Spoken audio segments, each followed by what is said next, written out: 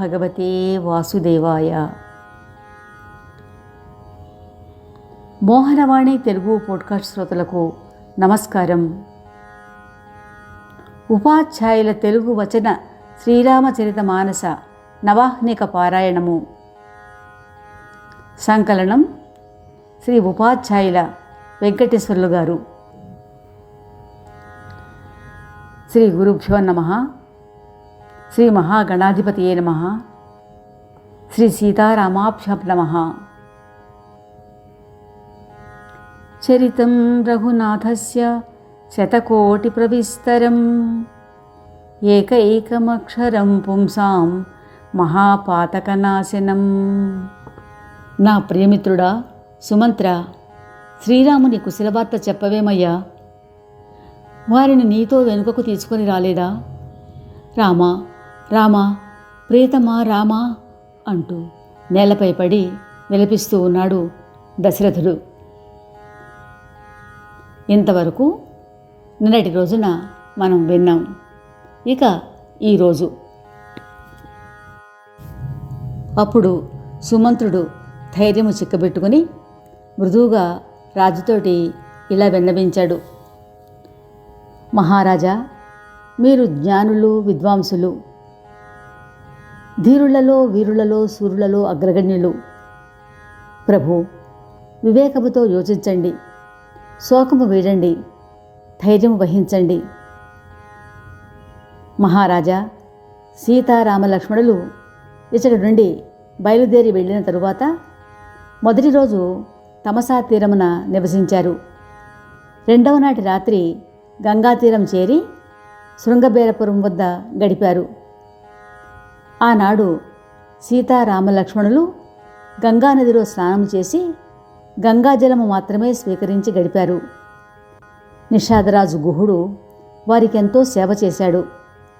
తెల్లవారిన పిదప శ్రీరామలక్ష్మణులు తమ శిరోజములను మర్రిపాలతో అతికించుకుని జాతామండలమును తయారు చేసుకున్నారు. తరువాత నిషాదరాజును అడిగి నావ తెప్పించుకున్నారు. మొదట ప్రేతమురాలు సీతను నావనెక్కించారు. తరువాత శ్రీరామచంద్రుడు నావను అధిరోహించాడు. లక్ష్మణుడు ధనుర్బాణములను నావపై ఉంచి రఘురాముని ఆజ్ఞతో నావను ఎక్కాడు. శోకాకులుడై ఉన్న నన్ను చూచి శ్రీరాముడు నాకు ధైర్యం చెబుతూ మధురోక్తులతోటి ఈ విధంగా అన్నాడు.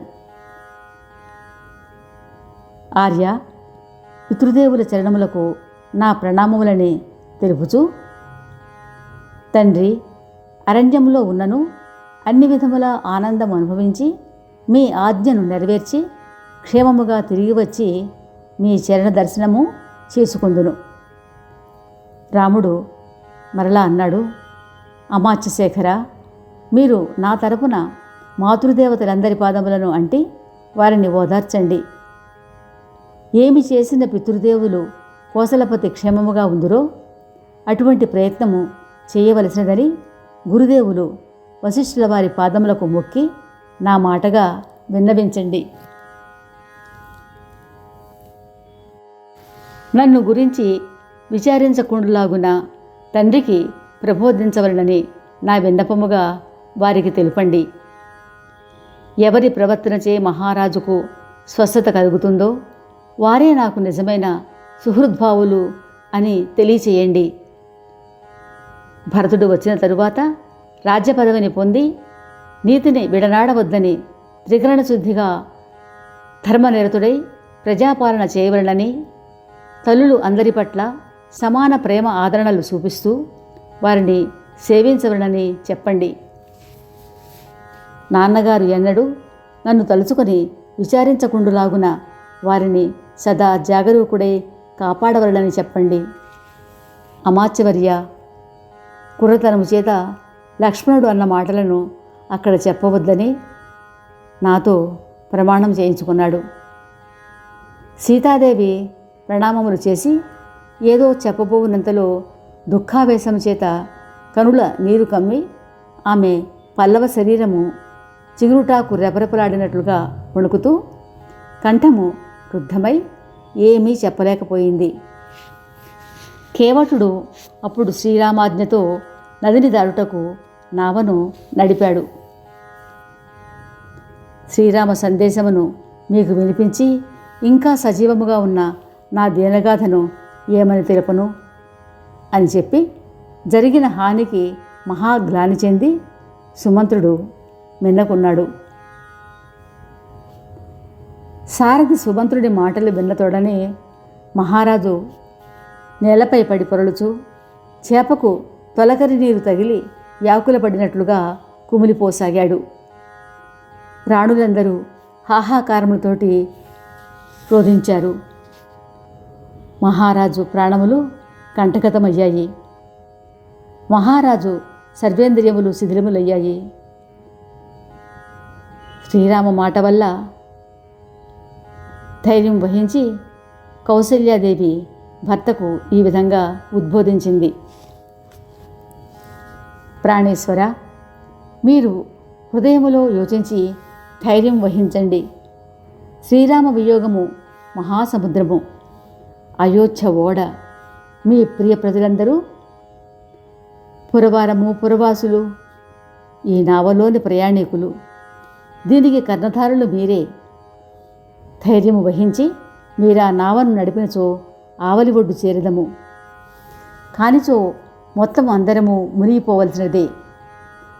మీరు నా విన్నపమును అంగీకరించి మదిలో నిలుపుకున్నచో శ్రీరాముడు, లక్ష్మణుడు, సీత మరలా వచ్చి మనలను ఆనందపరిచెదరు. ప్రియపత్ని కౌసల్య మాటలకు దశరథుడు కన్నులు విప్పి చూశాడు. ధైర్యము చెక్కబట్టుకుని లేచి కూర్చుని, సుమంత్ర, శ్రీరామ కృపాలుడు ఎక్కడున్నాడు? లక్ష్మణుడు ఎక్కడా? నా ప్రియపుత్ర వధువు వైదేహి ఏది? అంటూ మహావ్యాకులంతోటి రోధించాడు. ఆ రాత్రి యుగమంత పెద్దదై ఎంతకు గడుచుటలేదు. రాజునకు ఆ రాత్రి అంధతపస్వి శ్రవణకుమారుని తండ్రి శాపగాథ జ్ఞప్తికి వచ్చి ఆ కథ అంతా కౌసల్యకు చెప్పి వినిపించాడు. నాడు జరిగినది వర్ణించి చెప్పున్నప్పుడు రాజు ధైర్యం కోల్పోయాడు. ఛీ, రాముడు లేని నా జీవనమెందులకు, వాత్సల్యము, ప్రేమ, ప్రతిజ్ఞను నిలుపుకొనలేని నాకు ఈ శరీరము ఉండి ప్రయోజనమేమి? పుత్రశోకముతో దశరథుడు, రఘుకులానందదాయక శ్రీరామ, ప్రాణనాథ శ్రీరామ, నీ వియోగము కలిగి అప్పుడే చాలా రోజులు గడిచిపోయినవి కదా. హా రామ, హా రామ, రామ రామ అనుచు శ్రీరామ విరహముతో మహారాజు శరీరము ఛేదించాడు. సురలోకమునకు వెళ్ళిపోయాడు. రాణులందరూ శోకాకులురై రోధించసాగారు. అయోధ్యను ఈ విధముగా అంధకారమునర్చిన కైకేయిని అందరూ దూషించారు. రోదనలతో శోకములతో ఆ రాత్రి గడిచింది. ప్రాతకాలమున మహాజ్ఞానులు, మహాత్ములు, గురువర్యులు వచ్చారు. వశిష్ఠుల వారు సందర్భోచిత చరిత్రలు చెప్పి తన విజ్ఞాన ఘనప్రకాశముతో అందరి శోకములను నివారించారు. తైలభరిత నావలో రాజు పార్థివ శరీరం ఉంచారు. దూతలను పిలిపించారు. వారితో, మీరు త్వరగా భరతుని వద్దకు వెళ్ళాలి. దశరథ మహారాజు గారి మరణవార్త అక్కడ ఎవరితోటి చెప్పవద్దు. భరతునితో గురువుగారు మిమ్మలను త్వరగా రమ్మన్నారని మాత్రమే చెప్పండి అని చెప్పగా దూతలు గురువు యొక్క ఆజ్ఞను శిరసావహించారు. అశ్వవేగము కన్నా మహావేగముతో పరుగెత్తారు. అయోధ్యలో ఈ అనర్థములు ప్రారంభమైనవి మొదలు అక్కడ భరతునకు అనేక దుశ్శకునములు కలుగసాగాయి. భరతుడు ఈ విషయమై చింతాక్రాంతుడై ఉన్న సమయములో దూతలు వచ్చి గురు సందేశము తెలిపారు. ఈ వార్త చెవుల పడగానే తక్షణము భరతుడు సిద్ధి వినాయకునకు మొక్కి శత్రుఘ్నుడితో కలిసి బయలుదేరాడు. వాయువేగముతో సమముగా పరుగెత్తు గుర్రములను ఎక్కాడు. భయంకర నదీ నదములు, పర్వతారణ్యములు దాటుతూ వారు వెళ్ళారు. హృదయములో ఏదో తెలియని ఆందోళన, ఏమీ రుచించదు. ఎగిరి వెళ్ళి అయోధ్య చేరిపోవాలని ఆరాటంతో నిమిషం ఒక యుగం వలె వారికి గడుస్తూ ఉండగా వారు నగర సమీపము చేరారు. నగరములో ప్రవేశించినప్పుడు అనేక దుశ్శకనములు. ఎదురుపడ్డ పౌరులు భర్తునకు నిర్లిప్తముగా జోహార్ చేశారు. నిశ్శబ్దముగా వెళ్ళిపోతున్నారు. భరతుడు కూడా మనసులో భయాందోళనలకు లోనయ్యాడు. ఎవరినీ కుశల ప్రసరలు వేయుటలేదు. నలువైపులా కార్చెచ్చు చెలరేగినట్లుగా రాజవీధులు, విపణి వీధులు నిర్మానుష్యములై చూడరాకుండెను. పుత్రుడి రాక విని కైక మహానందముతో ఎదురేగి ద్వారము వద్ద పుత్రునకు మంగళహారతులు ఇచ్చి భవనంలోనికి తోడుకొని వచ్చింది. ఒక్క కైకేయి మాత్రము ఎంతో హాసోల్లాసములతో ఉన్నది. పుత్రుడు చిద్దుతుడై ఉండుటగాంచి అమ్మమ్మగారింటి వద్ద మన వాళ్ళందరూ బాగున్నారా అని ప్రశ్నించింది.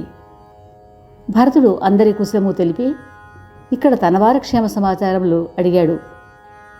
నాన్నగారేరి, మిగతా తల్లులు ఏరి, నా ప్రియ సోదరులు రామలక్ష్మణులు ఎక్కడున్నారు? సీత ఏది? త్వరగా చెప్పు అన్నాడు. ఇది విని కైక కర్ణశూలము వంటి మాటలను భరతుని చెవిలో వేసింది. నాయనా, నేను అనుకున్న కార్యములన్నీ చక్కగా నెరవేర్చాను. పాపము ఆ మంథరి ఎంతో సహాయం చేసినది. కానీ విధి నెరవేర్చిన పనికి మధ్యలో విఘాతము కలుగజేసినది. తలవని తలంపుగా మీ తండ్రి మహారాజు దివంగతులైనారు.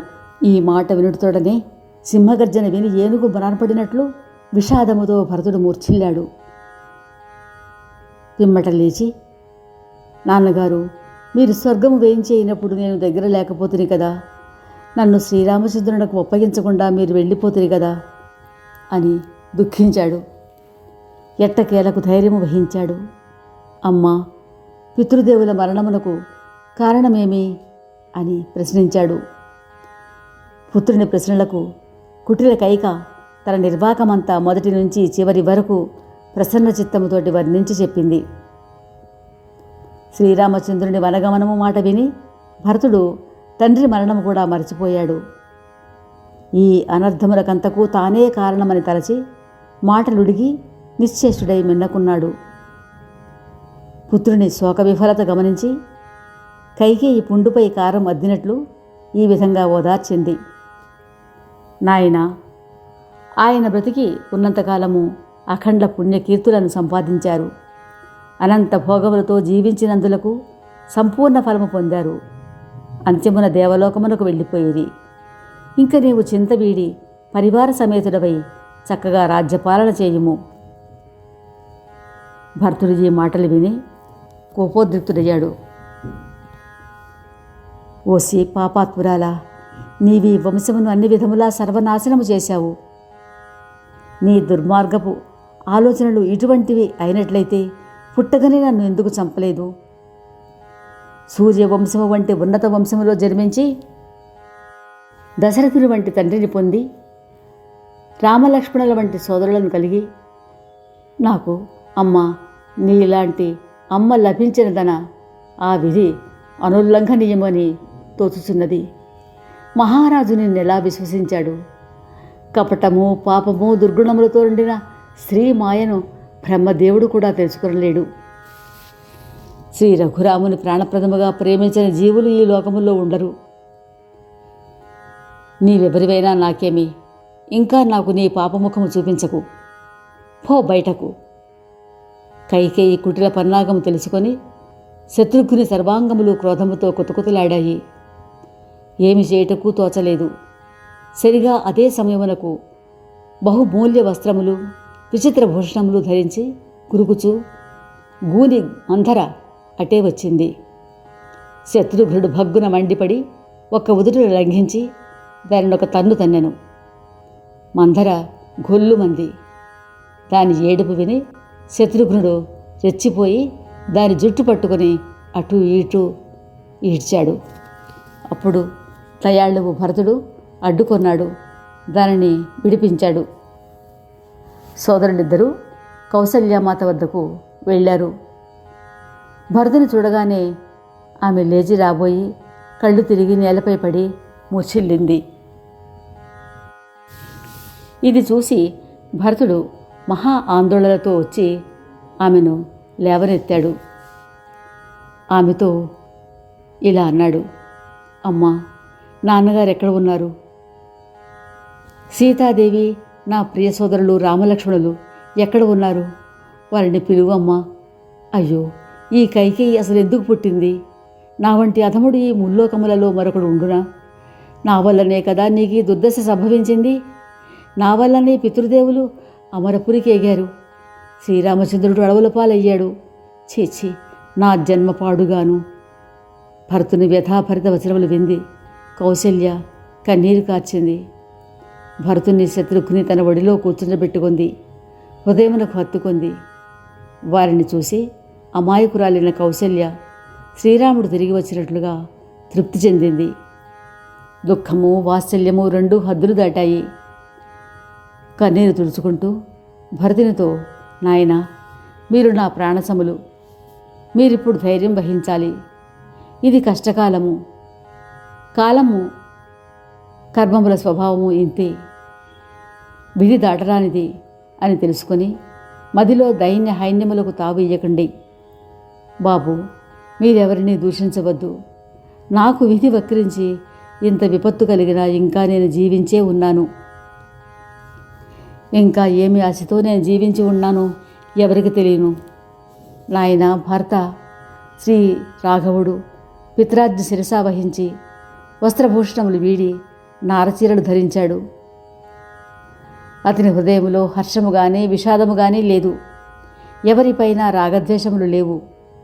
అందరినీ అన్ని విధములా తృప్తిపరిచి వనవాసమునకు బయలుదేరాడు. ఈ వార్త విని సీత కూడా ఎంత వారించినా వెనక శ్రీరామ చరణానురాగి అతడిని అనుసరించింది. లక్ష్మణుడు కూడా బయలుదేరాడు. వారించుటకు శ్రీరాముడు ఎంత ప్రయత్నించినా వారాగలేదు. అప్పుడు రఘురాముడు అందరికీ వందనములు సమర్పించి సీతా లక్ష్మణ సహితుడై వెళ్ళిపోయాడు. సీతారామ లక్ష్మణులు అడవికి వెళ్ళిపోయారు. కౌసల్య మాత దీనవచనములను విని దుఃఖిస్తూ ఉన్న భరత శత్రుఘ్నులను అనేక విధములుగా ఓదార్చింది. భరతుడు కూడా తల్లులకు శాస్త్రములు పురాణముల నుండి చక్కని గాథలు చెప్పి వారిని ఓదార్చెను.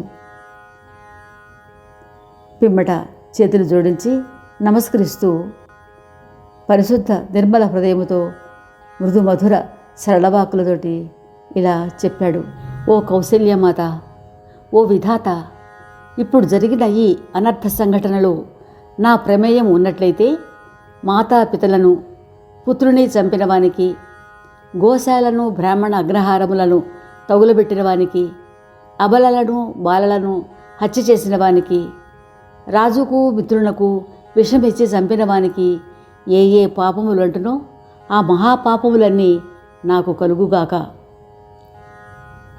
శ్రీహరిని శ్రీ శంకరుని కాదని భయంకర భూత ప్రేతముల ఆరాధించిన వారికి ఏ దుర్గతి సంభవించునో, ఓ మాత, ఈ విషయములో నా సంబంధమే ఉన్నట్లయితే ఆ దుర్గతి నాకు కలుగుగాక. ఈ విధంగా అనేక శపథాలు చేసిన భరతుడి నిష్కపట సుందర సత్యవచనములు విన్న కౌసల్య ఇలా అంది, కుమారా, నీవెల్లప్పుడూ మనసా వాచా కర్మణ శ్రీరామ ప్రియుడువు. శ్రీరాముడు నీకు ప్రాణాధిక ప్రియుడు. నీవెన్నడూ శ్రీరామునకు ప్రతికూలుడవు కాలేవు. దీనిలో నీ ప్రమేయం ఉన్నది అనువానికి కలయందేన సుఖశాంతులు కలుగువు అని కౌసల్య భరతుని హృదయమునకు హత్తుకుంది. పుత్రవాత్సల్యము చేత ఆమె పాలిండ్లు స్రవించాయి. నేత్రములు అశ్రుపూరితములయ్యాయి. అందరూ గొల్లుమని ఏడ్చారు.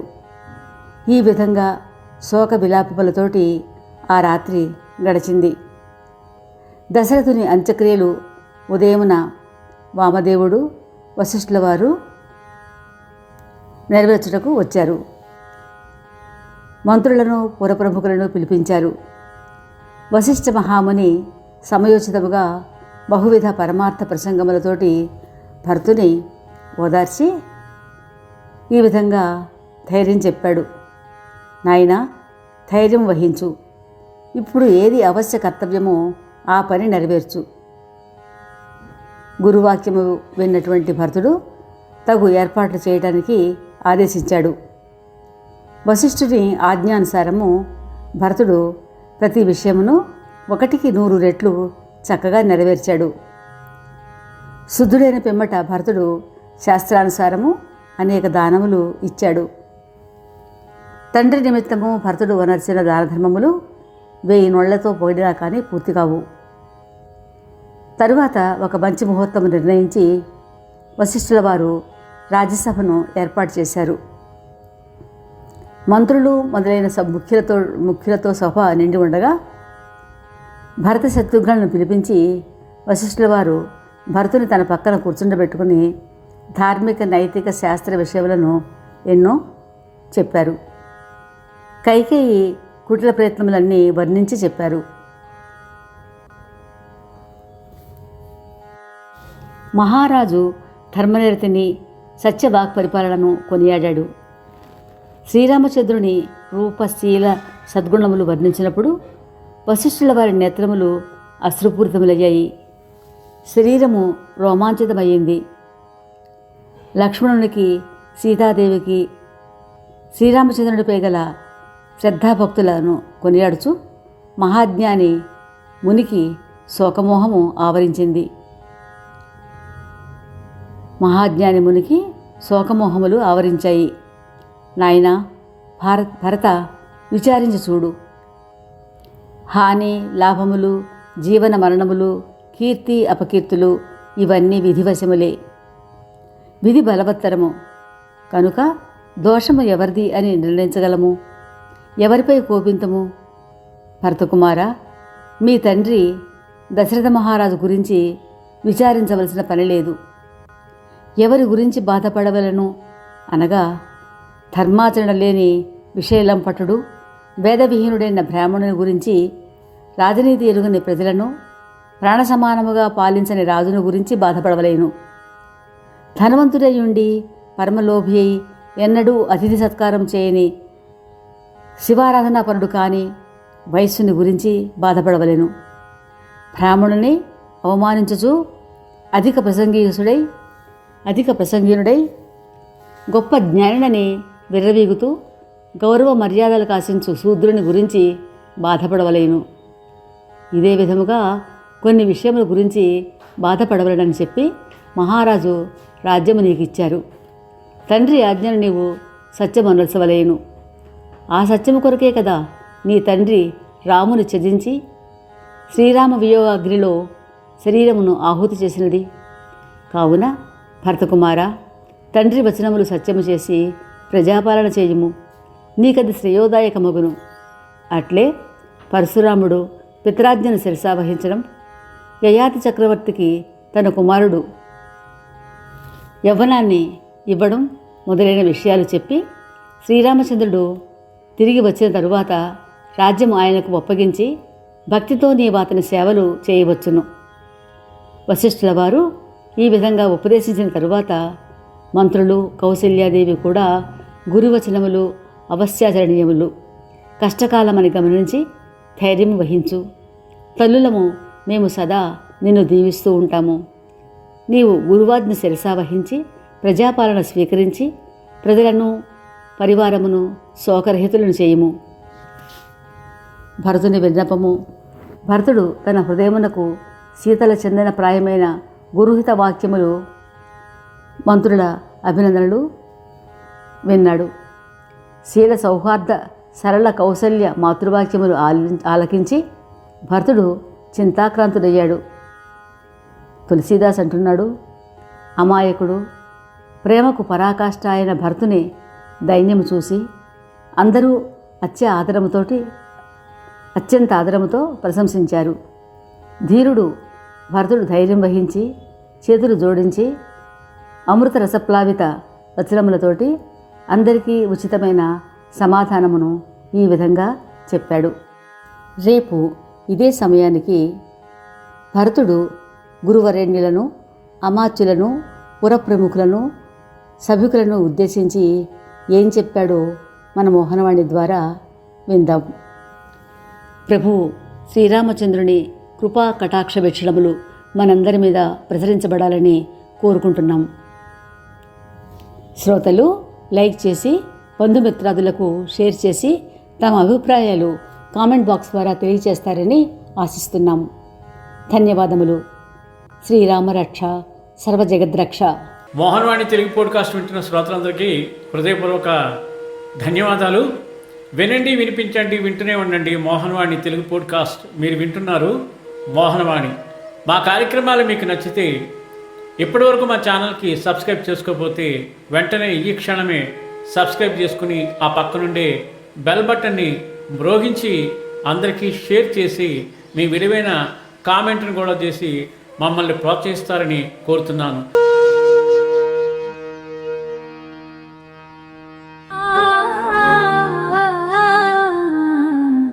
మోహనవాణి మదిని దోచే